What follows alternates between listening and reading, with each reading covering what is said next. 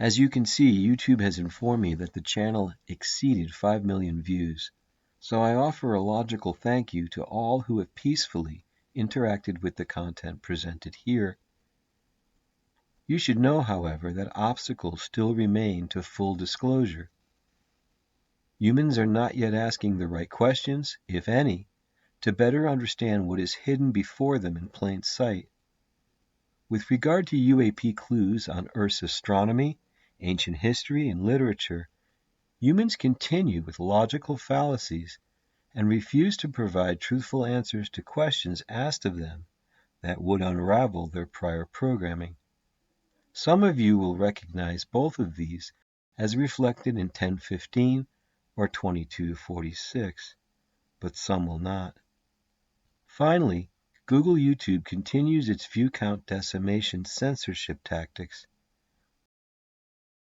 We are reminded of Cornell and McDonnell Aircraft physicist Robert Wood.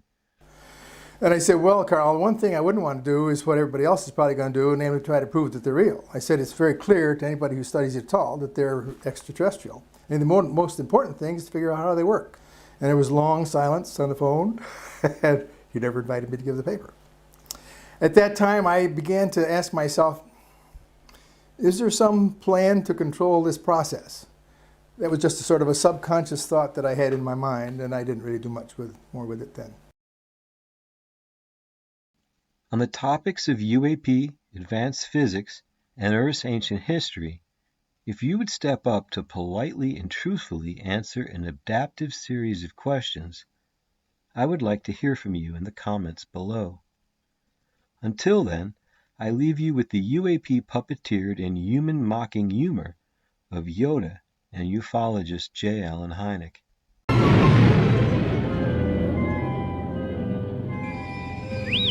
Yep, that's it. Dagobah.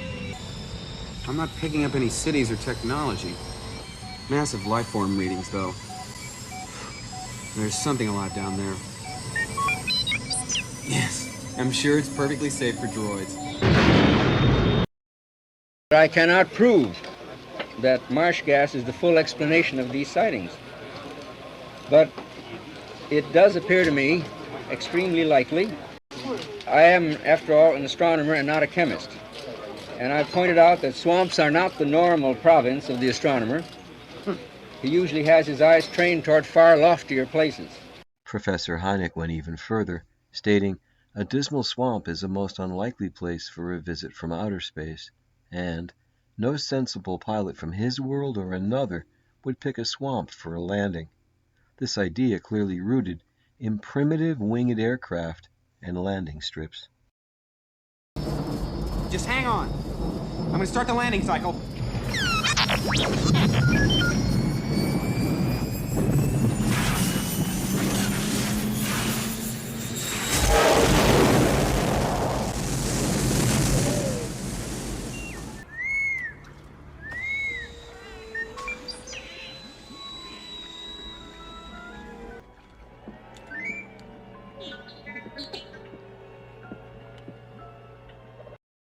Luminous beings are we, not this crude matter.